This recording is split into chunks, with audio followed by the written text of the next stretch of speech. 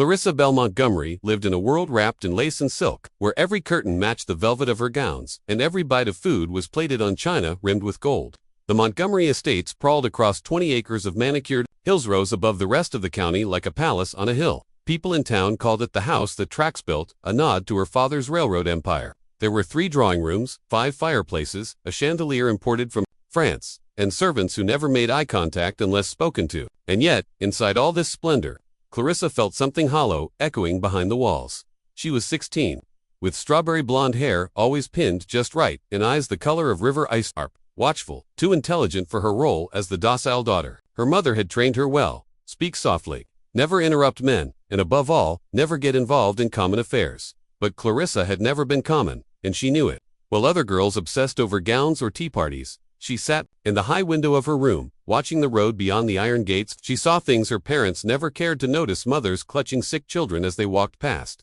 men digging ditches for pennies, native families trudging across the plains with nothing but blankets on their backs. "Don't stare at them," her mother would say sharply, tugging the curtains shut.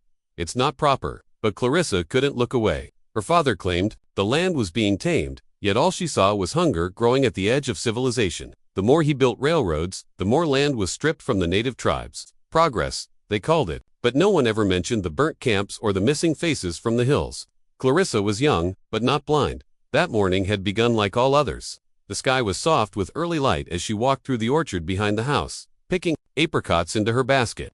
The cook had asked for fruit for preserves, and Clarissa often volunteered, partly because she loved the stillness, but also because it gave her a rare chance to be alone. She wandered to the back edge of the estate, where the iron fence met the woods. The ground there was uneven, not as tended as the rest of the garden, and the trees grew closer together, casting long shadows. It was then that she saw him. At first, he was just a flicker in the corner of her eye, so still she thought he was part of the brush. But then he shifted. A boy, no older than 12 or 13, crouched near the fence, his body thin as a reed. His clothes were torn, his feet bare, and his eyes dark and wide, locked with hers in a moment so quiet it seemed the whole world held its breath. He didn't move, he didn't beg, but he was starving. Clarissa could see it in his face, the way his ribs stretched his skin, the way his mouth twitched at the sight of the apricots in her basket. He was native Apache, she guessed. Her father's newspapers called them savages, but nothing about this boy seemed savage. He looked more like a ghost of someone who used to laugh. Her heart thundered. She glanced behind her. No one was there. If anyone saw him, they'd call the guards. Her father would rage. The boy would be chased down, maybe worse. But Clarissa didn't think. She acted. Quietly, she reached into the basket, pulled out the fresh loaf of bread she had stolen from the kitchen earlier, meant for her own secret snack, and slipped it between the bars of the fence. He took it gently, like someone touching glass. Their fingers brushed, and for a brief second, they weren't rich girl and starving boy, they were just 2 children trying to survive. A world that made no room for kindness. He gave a small nod, one of those silent gestures that said more than words ever could, then turned and disappeared into the trees. Clarissa stood there long after he had gone, heart pounding, fingers still tingling. She knew the risks. She also knew something had just shifted deep inside her, like a wheel turning. She had been raised to believe that mercy was weakness, that kindness was a luxury. But as the orchard wind brushed past her cheeks and birds resumed their morning calls, she realized something for the first time. Kindness might be the only thing left that could shake the world, and she had just taken the first step. Clarissa couldn't shake the image of the boy from her mind. Even after he disappeared into the woods, she remained at the orchard's edge, staring at the space where he had stood. Her heart thumped in her chest, faster than it ever had during a dance or sermon or debutante rehearsal. Something about the boy's silence, his utter stillness in the face of need, unsettled her. He hadn't begged, hadn't spoken, hadn't even tried to get closer. He'd simply looked at her like someone who had forgotten what hope felt like. Back inside the house, the world moved on as if nothing had happened. Her mother fussed about the placement of silverware for the luncheon with the town's alderman. The servants polished brass handles and dusted shelves that hadn't been touched in years. Clarissa sat at the breakfast table, her hands trembling slightly, the taste of guilt in her throat stronger than the tea. But it wasn't shame that disturbed her. It was something more electric, more alive. For the first time, she had crossed an invisible line. She had defied everything she'd been taught about people outside the fence. The boy wasn't what her father said natives were. He hadn't looked dangerous. He hadn't even looked angry. He had looked hungry. Just hungry. Later that day, Clarissa wandered again to the edge of the property, bringing with her another small offering, 2 apples and a strip of dried venison she'd sneaked from the kitchen. She wrapped them in a napkin and waited by the fence. The wind rustled the leaves gently, and birds chirped as if the world knew nothing of fences or divisions. For a long time, no one came. Then, just as the sun dipped low enough to cast long shadows, he appeared again. He moved like a whisper, careful not to snap a twig or rustle a branch. This time he stood farther back, as if unsure whether her kindness had been a trick. Clarissa didn't speak. She simply placed the bundle of food at the base of the fence and stepped away slowly, hands open to show she meant no harm. The boy hesitated, his eyes flicked to hers, still wary, still guarded, but then he crept forward, took the bundle, and gave the tiniest nod again. Then, like smoke, he vanished into the trees. That night, Clarissa could barely sleep. She kept seeing his face in the darkness, those sunken cheeks, those alert but exhausted eyes. She wondered where he slept. Did he have parents? Did he hide in the hills with others like him? Were they all starving too? And what would happen if anyone found out? The Montgomerys were known for their opinions. Her father regularly hosted business dinners where men in stiff collars boasted about taming the West and clearing squatters from their railroad lands. Clarissa's older brother, Charles, often echoed those words with pride, calling the native tribes obstacles to progress. Her mother, always eager to maintain appearances, rarely engaged with such talk, but she never objected. Either, Clarissa thought of the rules drilled into her since childhood. Don't speak to strangers. Don't interfere in her father's affairs. Don't ask questions about politics, property, or people not like us. But now she had done something unthinkable. She had not only spoken to someone outside their circle, she had fed him. That simple act now carried weight she hadn't anticipated. Her heartbeat quickened with each thought of discovery. If the servants spoke, if her father found out, the consequences could be dire, not for her, but for the boy. Still, when the morning light broke again over the hills, Clarissa returned to the orchard. This time she brought a small blanket, folded tight and tied with ribbon. It wasn't much, but the nights were getting colder. She placed it by the fence and waited. The boy didn't come that morning, nor the next, but the ribbon was gone by. The third day, Clarissa smiled faintly. That meant he was alive, and he trusted her, even if just a little. What Clarissa didn't know, what she couldn't have imagined, was that word of her kindness had already spread. The boy was not as alone as he seemed. In the woods, beyond the hills, among the families who had been pushed into hiding, her actions had been noticed, watched, remembered, and before the week was done, 200 pairs of eyes would be watching the house that once looked down on them like a fortress. By the end of the week, whispers had begun to stir in places Clarissa couldn't see among the household staff. Down in the village, and deep in the forested hills where few white men dared venture. What started as a quiet act of defiance at the orchard's edge had grown into something larger than she could have anticipated. But Clarissa, locked in the rhythms of her daily duties, had no idea how far her single act of compassion had traveled. She was still slipping food through the fence when no one was looking, still keeping her gaze low in the halls, still pretending she was the girl everyone expected her to be. But outside her mansion's gates, the world was watching. In the kitchen, one of the scullery maids had seen the girl carrying out wrapped bundles far too generous to be called snacks. Odd thing, she murmured to the gardener. I swear I saw Miss Clarissa give away a whole side of bacon last night. The gardener raised a brow, but said nothing. The staff had been trained to ignore the peculiarities of the Montgomerys. Still, curiosity spread like smoke. By the end of that day, several servants had quietly started taking bets on what she was doing, and with whom. Meanwhile, Clarissa's older brother, Charles, had returned from a 2-week journey overseeing new rail projects. He was a tall man with sharp eyes and an even sharper temper. The first thing he noticed wasn't Clarissa's pale face or her distracted answers. It was the pair of muddy boots left near the back door, boots that clearly didn't belong to any member of the family.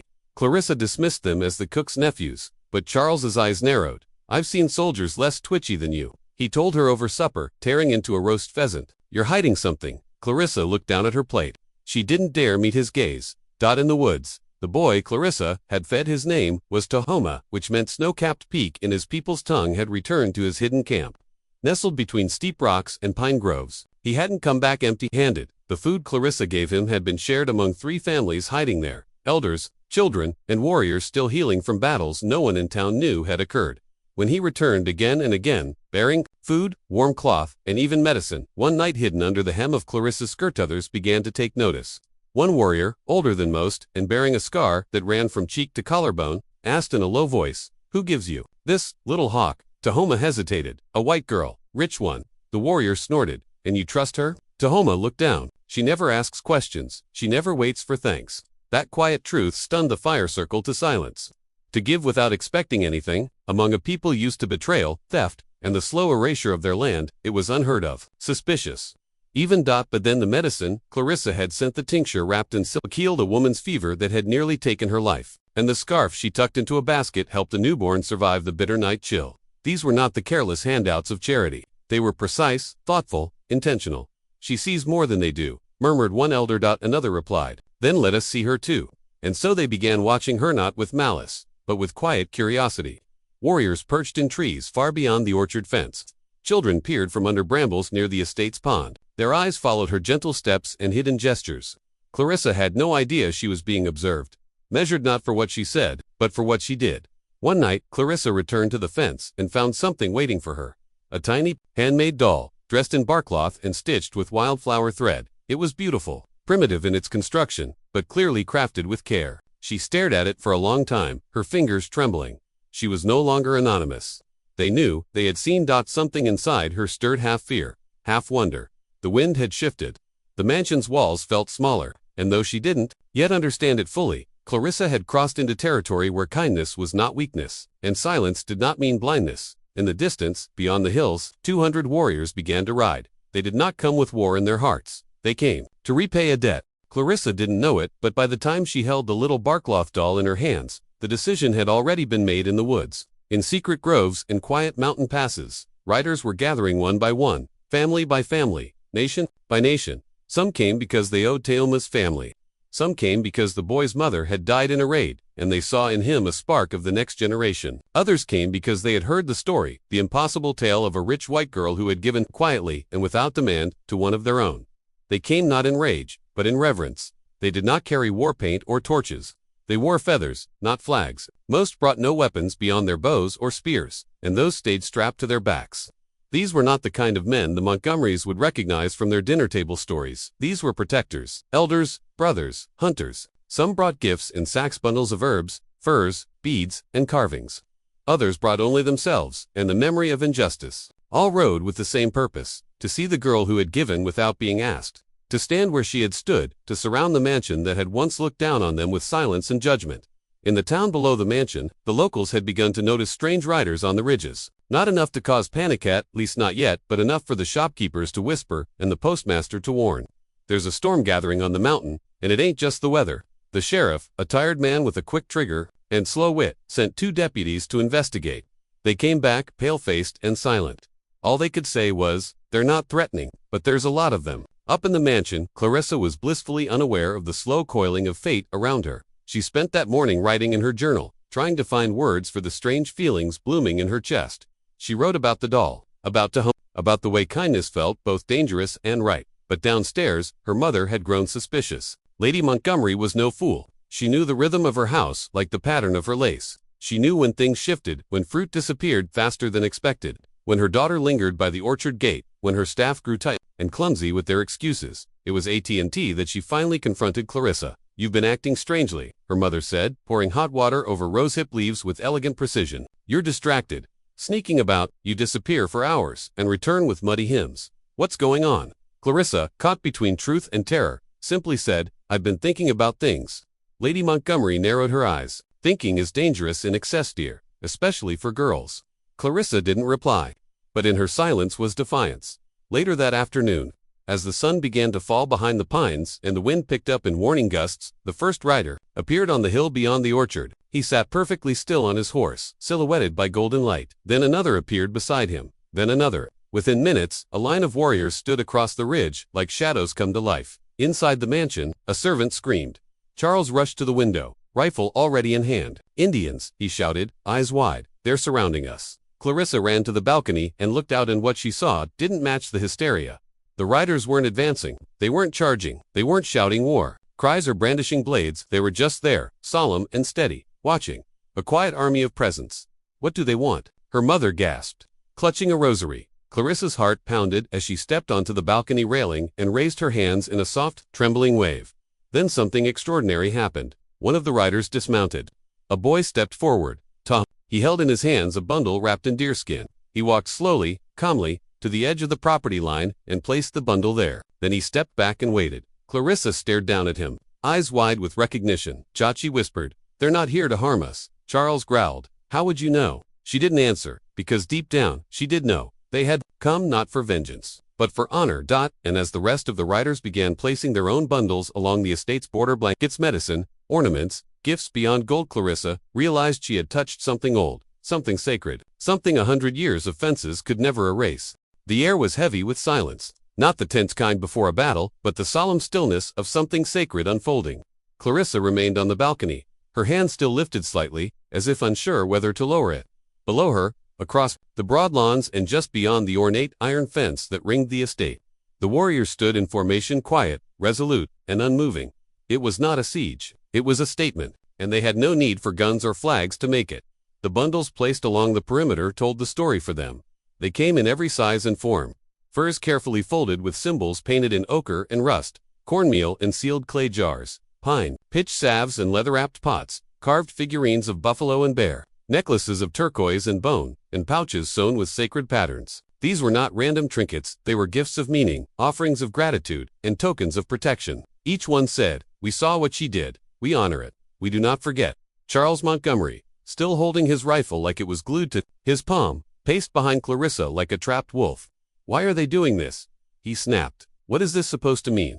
Clarissa didn't answer right away. She couldn't. A lump had formed in her throat, hard and aching. These people, the ones her family and community had spoken of in whispers, suspicion, and contempt, had come, not with fury, but with reverence.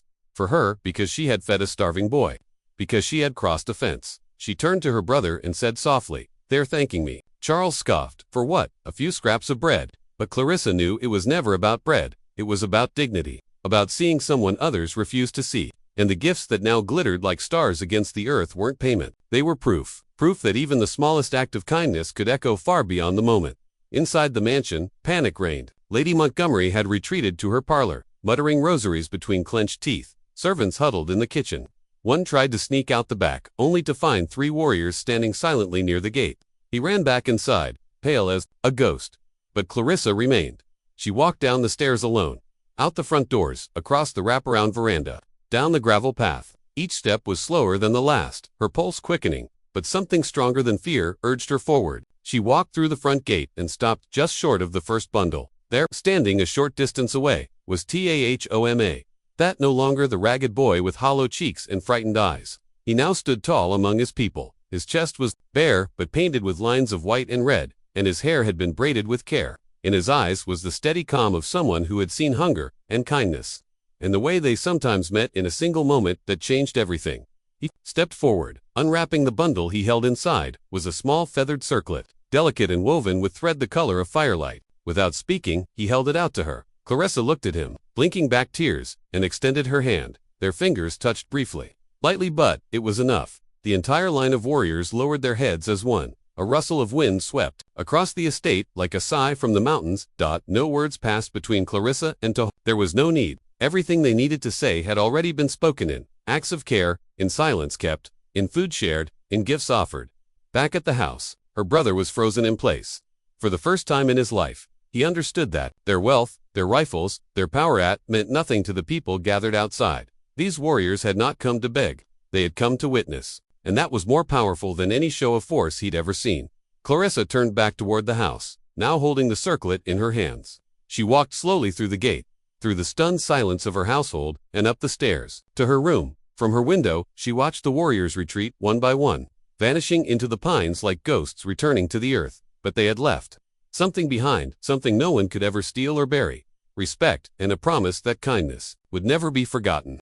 The house was quieter than it had ever been, but not with peace. It was the kind of silence that buzzed just under the skin, a hush filled with fear, awe, and a confusion no one dared to name. In the parlor, Lady Montgomery sat stiffly in her velvet chair, her hands clenched white around a porcelain teacup that hadn't touched her lips. The air was thick with tension. No one spoke of the warriors who had stood in their yard like sentinels. No one mentioned the gifts, and certainly, no one said Tahoma's name, but Clarissa could still feel his presence, as if the earth itself had whispered something into her bones the moment their fingers touched upstairs. She placed the circlet carefully on her desk, laying it atop her leather-bound journal. Then she sat on the edge of her bed and stared at the floor for a long time, not out of fear, not anymore, but because everything she had ever believed about the world had shifted in a single evening. Her family's wealth, her father's title, the lines drawn between us and them, they all felt fragile now, like threads pulled too tightly over something ancient and wild. The next morning, the town was buzzing. Word spread fast, in a place where the soil was rich but the hearts cautious. People who'd once dismissed the Montgomery estate with envy or quiet disdain now gathered in the general store and post office to exchange wide-eyed whispers. I heard it was over 200. They didn't attack. No, not a single arrow fired. Just stood there all night long. They left things behind too. Not stolen. Gifts. Yup. Blankets, medicine, jewelry, like an offering. Speculation twisted quickly into suspicion. Some said the Montgomery girl had betrayed her kind. Others said she was bewitched. A few brave voices, mostly women, wondered aloud if perhaps there was something noble in what had happened. But mostly, people did what they always did in the face of something they didn't understand. They twisted it into fear. The sheriff arrived at the Montgomery estate before noon. He was a broad man with a sun-dried face and a habit of chewing tobacco louder than he spoke. Clarissa met him at the door. Alone. Miss Montgomery, he said, tipping his hat awkwardly. Just here to check in after. Well, after the event. She nodded. We're fine, Sheriff. No harm was done. Right. He cleared his throat. But still, we'd like a full account of what happened. People are rattled. Clarissa looked him in the eye. They didn't come to cause harm. They came to give thanks. The sheriff blinked, clearly caught off guard. Thanks. For what? For being human, she said simply, and shut the door before he could ask anything more. Inside, her mother fumed. You embarrassed this family, Clarissa. Your father's name is still respected in this town, and you've endangered all of it with whatever this is. Clarissa looked her in the eye and asked, do you know what it's like to watch someone starve? Lady Montgomery said nothing. That boy, Clarissa continued, he would have died right there behind our orchard, and you would have stepped right over him in your morning walk. Lady Montgomery opened her mouth, but Clarissa didn't let her speak. She had waited too long for her voice. What I did wasn't shameful. What's shameful is how we pretend not to see. That night, Clarissa sat by her bedroom window with a candle flickering beside her. She opened her journal and began to write not just about Tahoma, but about everything. The way the world looked different now. The way she'd been blind before. The way fear and kindness lived so closely inside her that she could no longer tell which had ruled her yesterday. And for the first time in her life, she wondered what lay beyond the edge of her family's land. What villages, what lives, what stories, not just the ones told at dinner parties or printed in newspapers, but the stories lived in silence, in hunger, in resilience. Outside, the hills were quiet again. No more riders, no more gifts, but Clarissa knew they hadn't really left. They were still there, in the soil, in the wind, in the circlet on her desk, and in the quiet courage growing inside her. The days that followed were unlike any Clarissa had known.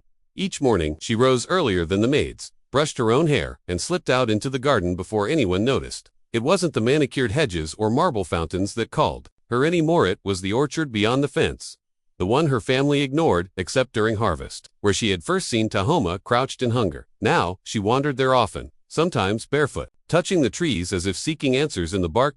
Every step into that orchard felt like stepping farther away from the world she had been raised to inherit, and deeper into one she was only just beginning to understand. One morning, she found something nestled in the hollow of a tree trunk, a pouch of beads, and a single hawk feather wrapped in cloth. No note, no footprints, just the gift. It felt like a message, quiet but powerful. Another thread in a tapestry that was slowly being woven between her and the people who had come that night.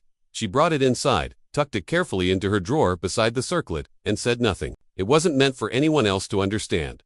But not everyone was silent. By the third day, Reverend Whitlock came to visit, his hands clasped behind his back and his brow furrowed with the concern of a man who considered himself the moral compass of the town. My dear Clarissa, he said gently, taking the parlor chair across from her, you've always been a charitable girl, but there's a line between kindness and encouraging dangerous sympathies. She looked up from her embroidery.com, and steady, you mean kindness is only acceptable when it's directed at people like us. He bristled. That's not what I said. But it's what you meant. Her voice didn't rise. It didn't need to. The words carried with them a new steel, one she hadn't possessed before that starving boy stumbled into her orchard. The Reverend left quickly after that, muttering something about lost direction and prayers.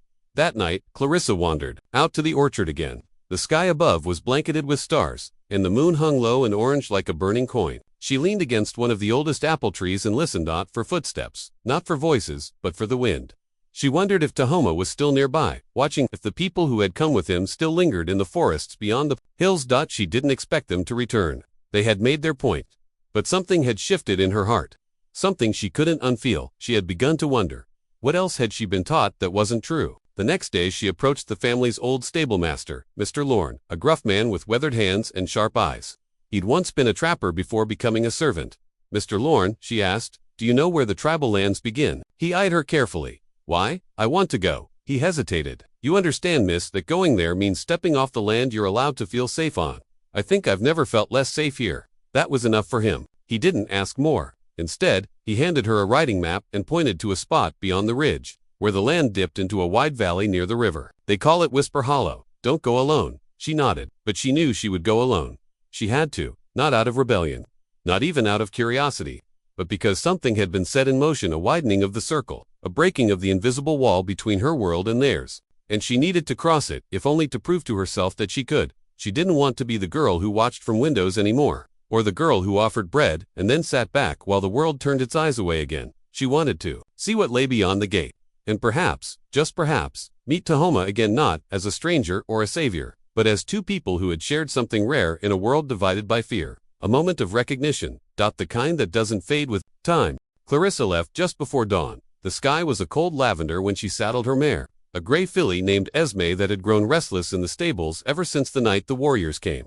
No one saw her slip through the orchard path. She made sure of that. Her mother was still asleep, and her brother hadn't spoken to her since the sheriff's visit. The house, like the people in it, was still pretending that life hadn't changed, but Clarissa had, and there was no pretending her way back. She rode out past the edge of their estate, past the orchards and the forgotten fences, past the creek, where her father once taught her how to catch trout, before business and grief consumed him, past the old wagon trail that led west and faded into forest. She followed the line Mr. Lorne had drawn on the map, her pulse quickening with every hoofbeat. By mid-morning, she reached Whisper Hollow. It was more beautiful than she imagined, wide and wild, flanked by low hills and pine trees that bent gently. In the breeze, the air smelled of cedar and something ancient. There were no paths, no fences, just land and light and silence. Clarissa dismounted near a cluster of stone outcroppings and waited. She didn't know exactly what she expected. Maybe nothing. Maybe just to stand on land that hadn't been portioned and priced and turned into ledger lines. Maybe to breathe the same air Tahoma did, or to leave something behind. A letter, a token, her name instead. Someone stepped from the trees. He moved like part of the forest, quiet, sure, not surprised. He had been watching her long before she arrived. It was Tahoma. Clarissa's breath caught, but she didn't move. He walked slowly toward her, his face unreadable, but calm. He wore the same feathers as the night he came with the warriors, but now he carried no weapon, only a small bundle in his hand. "I thought you might come," he said simply. Clarissa managed a smile. "I wasn't sure you'd want me to." "I didn't," he said. At first, she nodded, understanding. "I didn't come to ask for anything." He studied her, as if weighing the truth of her words. "Then why?" Clarissa looked out over the valley. "Because I can't unsee what I saw. You were starving, and I was raised in a house where we threw food away daily. That's not just unfair. It's wrong." Tahoma was quiet. The breeze stirred between them. "You crossed a line," he finally said. "Most people never do. They live and die behind it." Clarissa's voice softened. "I think I was already dying behind it." He stepped closer and offered her the bundle. Inside was a small carved token, a tiny apple made of red cedar, no larger than a coin. It smelled sweet and sharp, just like the orchard where they first met. On the back, someone had etched a symbol she didn't recognize, a spiral wrapped in sunrays. "It means the gate stays open," Tahoma explained. She took it carefully, reverently. "Is that what this is?" He shrugged. "Maybe, or maybe it's just a reminder that kindness doesn't belong to one people, or one fence." They sat together under the trees, no more than an hour. No grand declarations. Just two lives that once brushed for a moment and would never quite part again. When Clarissa returned home that evening, the sun was setting, casting golden fire across the roof of the mansion. The servants whispered when they saw her. Her mother didn't speak. Her brother didn't even look up. But Clarissa wasn't the same girl who had once sat quietly through tea and gossip. She placed the apple token on the mantel for all to see. Days passed, then weeks. The whispers in town slowed, but not all faded. A month later, a woman from the edge of the settlement brought warm bread and left it by the same orchard gate. Then another left a pair of worn shoes. A boy delivered dried herbs. One by one, the townspeople followed Clarissa's quiet lead, not because they fully understood, but because something in them had shifted too. A fence had been crossed, a gate had been left open, and though no warriors ever returned to surround the mansion again, their presence lived on in every small act of human dignity that followed, because one girl fed a starving boy, and that was enough to change everything.